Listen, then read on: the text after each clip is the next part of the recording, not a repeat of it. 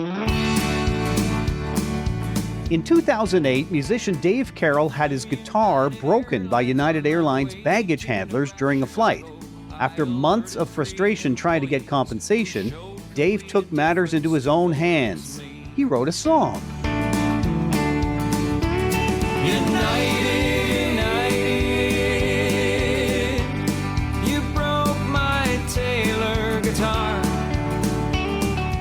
And posted it on YouTube. The video started slow but eventually went viral, gaining millions of views and causing significant damage to United Airlines' reputation.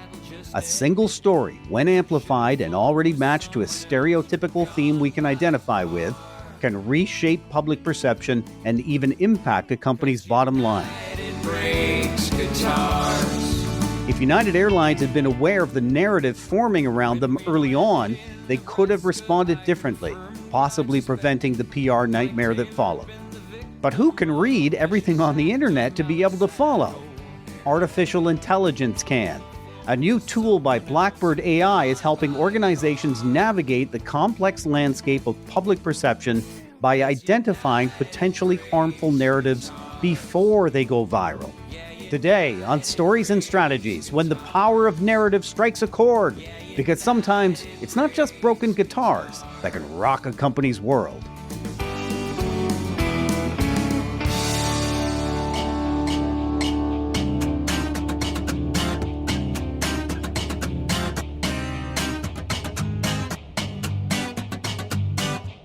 My name is Doug Downs, and just as we get started here, we are launching a listener feedback series where I want to ask for about 5 minutes of your time with me on a Zoom call. I want you to tell me what you think about this podcast. 5 minutes, I'm paying $50. You can't beat that rate unless you're a high-priced lawyer. Paying $50 for 5 minutes of your time on Zoom directly to you. There's a link in the show notes, and I'm going to remind you again at the end of this episode, first 10 people, they get involved because we want to understand our audience. My guest this week is Dan Lowden, joining today from New Jersey. Hey, Dan. Hey, Doug. How are you? Great to be here. Great to be with you. How are things in Jersey? It's a beautiful August day, so can't complain. Yeah, and here we are, show publishing 1st of September, but you and I, of course, recording a week or so in advance, and the weather will just carry over. We won't have the leaves on the trees just yet, I hope. Dan, you're the CMO at Blackbird.AI, leading strategic marketing efforts with over 20 years of executive experience. You've served as CMO for several notable companies, including Human Security, Digital Shadows, and Invincia. You hold an MBA from Rutgers and a Bachelor of Science from Rider University. So Blackbird.AI has developed a narrative intelligence platform, which is called Constellation. Tell me what Constellation is, how it works, and why is narrative intelligence so important? Yeah, I mean, those are great questions to start this off. Let me first say a narrative is any assertion that shapes perception around a person, place, or thing across the information ecosystem, right?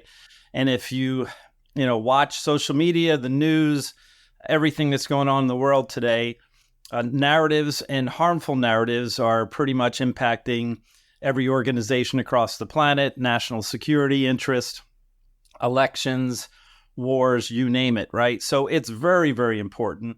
The World Economic Forum named it as the #1 global risk for 2024.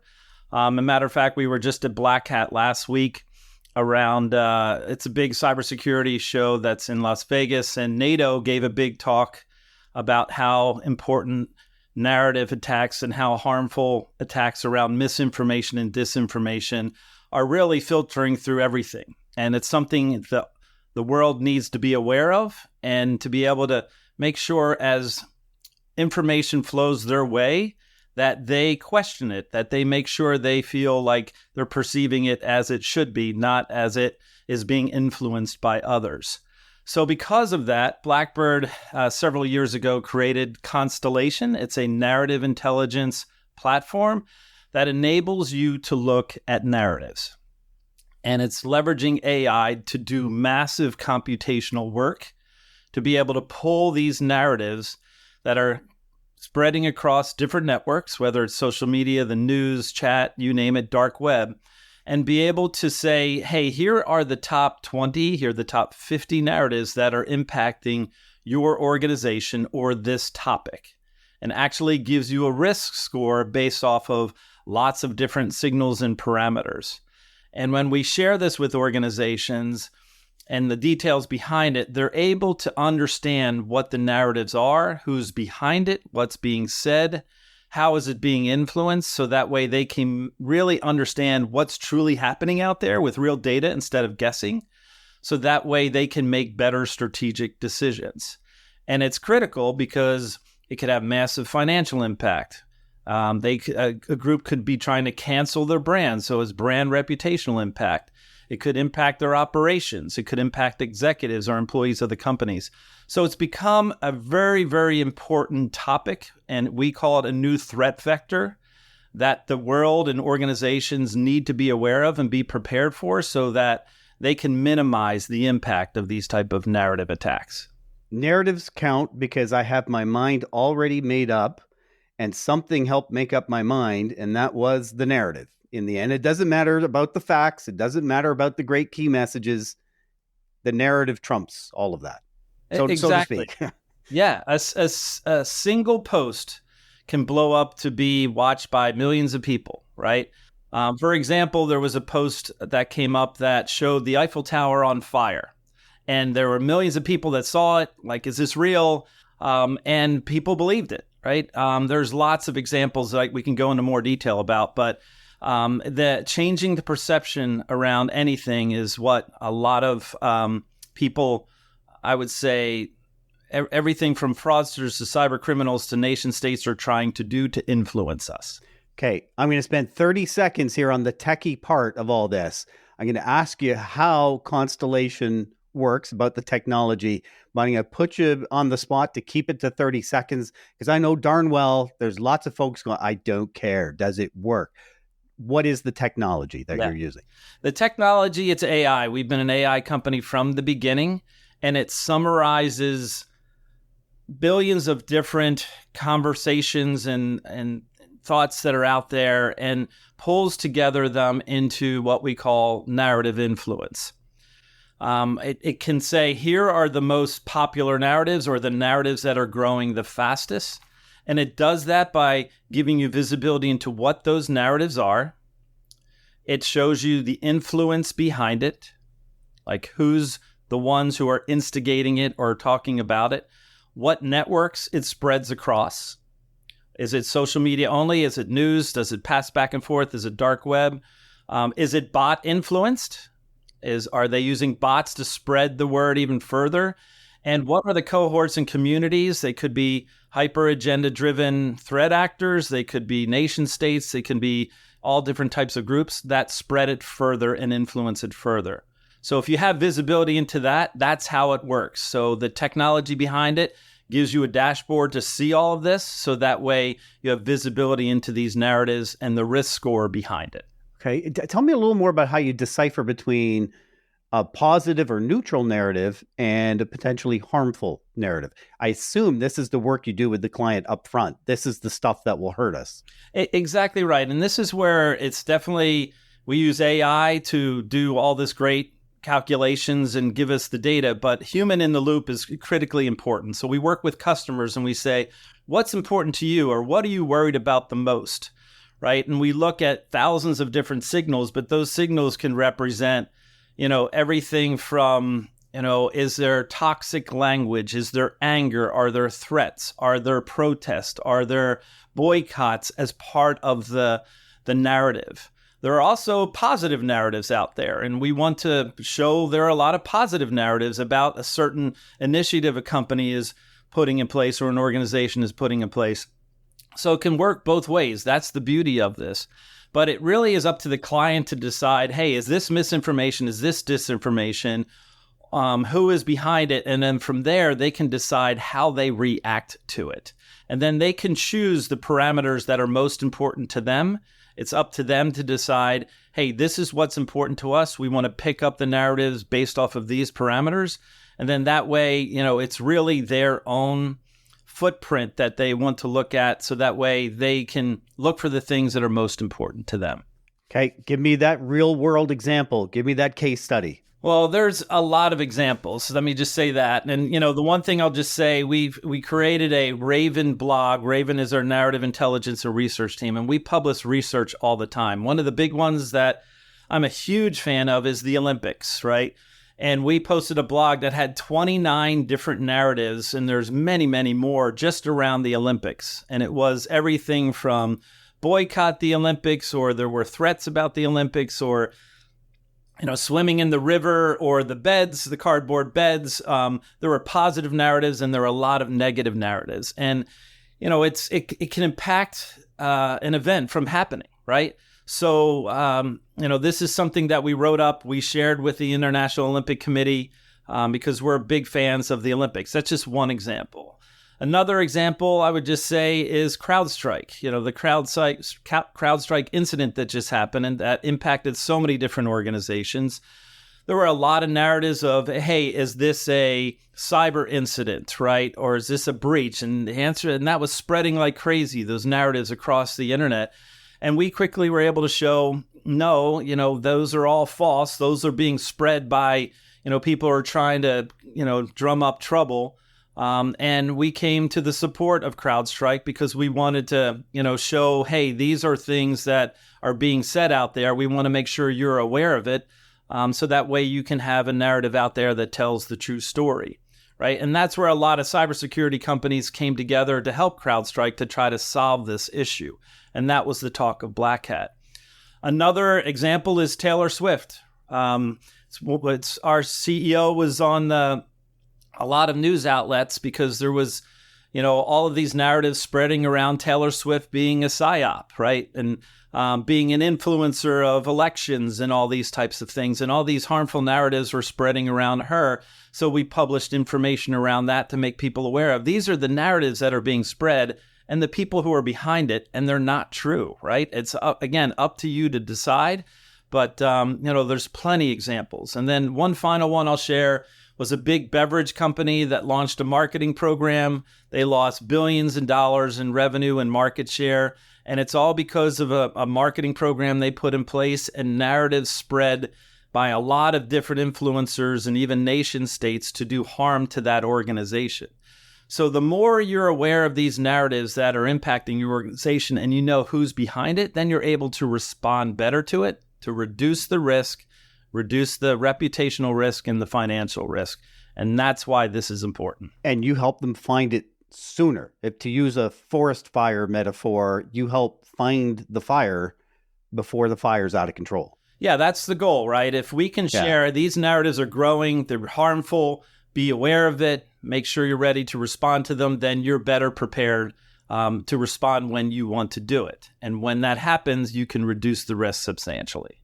You mentioned a lot of industries and sectors there. The next question I wanted to ask was, what industries and sectors would benefit the most? It sounds almost limited, but I'll ask that question anyway. Yeah, I mean, right now, we have a lot of customers already, but inbounds from the Global 2000, they're all worried about, they don't want to show up in the news the next day. They don't want to be, attacked from a narrative perspective. They don't want to be canceled. They want to be prepared, right? So, another example was Silicon Valley Bank, right? So when that happened and the bank, quickly, fell apart, social media and narratives accelerated that. So because of that, all the banks want to be aware of these narratives before the next bank run, right? And to be prepared for them. So financial institutions is definitely a big sector for us. Same thing with pharmaceutical, everything around COVID and all of, the narratives that were around COVID in that time frame. Pharmaceutical organizations wanted to work with us to really make sure they understood the discussions that were going on out there. Travel and entertainment, everything from insurance to critical infrastructure to energy. These narratives are impacting every sector. And that's where we have customers from pretty much every sector, and national security as well. As I mentioned, NATO gave a presentation at Black Hat, and we were featured in 8 of their slides because of the data that we provide to them. So it's really impacting everyone. those are organizations, but it could impact individuals as well. And that's, people can be canceled very quickly, whether it's an executive, a board member, or an individual person, just because of what they've said publicly. So risk in its simplest form comes in two parts. One is the likelihood of the risk. The other is the catastrophic level of the risk. I want to ask you a bit about the latter part, how you measure the potential catastrophe. Talking with your clients is one way of helping to measure that. And the big companies, the banks, are going to have whole risk departments and blah, blah, blah. But the medium-sized companies don't necessarily have experts in the art that risk management truly is. How well can your tools, can Constellation help measure the catastrophic level of a risk? Yeah, and it could be for any organization, right? And we work with a lot of nonprofits as well. So that's the beauty of this. You don't need to be an expert. We have Constellation as a dashboard. Once we quickly train you up on it, you're able to understand what the narratives are, and we're making summaries, what we call narrative feed, to be able to feed into Constellation. So it summarizes each one of the narratives into a simple paragraph and says, this is the narrative, and here's a summary. And then you can easily share that with your management team, your leadership team, your board. Or if you're a small company, now you can understand it, right? So it can go as technical as you want and Constellation as deep as you want. But then we have these AI-based summaries that make it super easy for anybody to understand and to be able to take action from. The other thing I'll just say, we have another product called Compass by Blackbird.AI. You can just go to our website and sign up for it. You put in any URL, whether it's a video, audio, text, and it will, if it looks like something doesn't look right, all right, like the Eiffel Tower is on fire, you put that URL in Compass, it'll come back and say, no, this is not true based off of these reliable sources. And it does it in a matter of seconds, right? And it comes from sources all over the world that we work with. So really valuable in a way that anybody can understand it. And then if they understand what the narrative is, then they can make better decisions. Just generally speaking, political parties are going to be interested in this. From a strictly general perspective, how would your tools potentially help not a political movement, but a political party involved in an upcoming election? Yeah, so it's a great question. I mean, we don't work with any political parties directly. We don't. We just choose not to. But we have published a lot, and again, in our Raven blog, about elections across the globe. And we're seeing the same type of things happen across election after election, right? Whether if it's deep fakes, whether it's video or audio, where it looks like someone who's running for office is saying such and such a thing, but they're not. That is happening across the globe. So deep fakes is something that is AI based that, people can easily create narratives that can really influence these elections. So it's something for people to be aware of. There's a lot of bot influence in elections. If there's a certain topic, they'll push the bots, and instead of 1,000 people talking about it, 1 million bots are talking about it, and people can't tell the difference on social media. In the UK elections, there was an AI candidate written in, right? So, there's all these type of unique things that are kind of happening out there. There's claims of voter fraud and narratives that are going out there that, are, once they're shown what's being said about them, it's not true. And then, finally, there could be some key initiatives like climate control. Harmful narratives can be spread about that because one candidate believes in it. And that could, again, influence someone's perception and their vote. So there's elections happening across the world, and narrative attacks are in the middle of it, trying to impact these elections. We need to be aware of it. I can't help but think stock markets would also, not the markets themselves, but the analytical companies. My son studies finance in college. He wants to be a stock market analyst and then kingpin, according to him.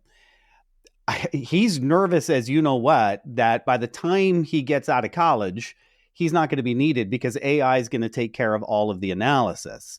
So I'm asking on behalf of my son, basically, are tools like this, or your tools specifically, are they capable of helping with stock analysis? I mean, I think, understanding what's going on out there in the world, that people have been, in organizations and technologies, been trying to do that for years. This is just the next evolution of that. I still feel it's very important to have the human in the loop. We do that. Like, we have, to me, one of the most advanced narrative intelligence platform out there, but we also have what we call our Raven narrative intelligence team that's out there doing deeper dives, deeper investigations. So I think AI is going to do the more trivial, hard computational tasks, and then it's still going to require humans to make a lot of the right decisions or bring context out of it so that, the right decisions can be made. But certainly AI is going to impact every industry. We are not sure how yet. Our goal as a company is to protect, civilization, protect organizations that are important to us, and governments. So if the bad guys are using AI and have no rules to follow, they do whatever they want. That's what we worry about every day. So we use AI, good AI, to fight bad AI. In circumstances like stock manipulation, I will tell you there are organizations that are trying to manipulate stock by putting out a harmful narrative that says the company's been breached or the executive said this, right? There's lots of type. And then they short it. Oh, wow. Yes. So that's definitely a concern. And that's why a lot of companies are trying to pay attention to these narratives ahead of time. That's outstanding. Yeah. Really appreciate your time today, Dan. Thanks for this. Yeah, my pleasure, Doug. Great questions and a lot of fun. If you'd like to send a message to my guest, Dan Lowden, we've got his contact information in the show notes.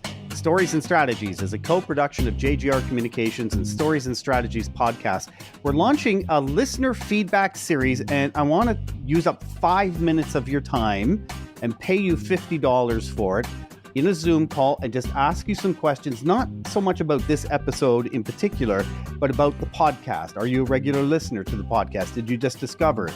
How did you discover the podcast? That's 5 minutes of your time is worth $50 to me. There is an email right at the top of the show notes. Click the email and you and I will be in touch, and that way we can meet for that Zoom call. I would really, really appreciate it. Someone else I appreciate, Emily Page, our producer of this podcast. Lastly, do us a favor, forward this episode to one friend. Thanks for listening.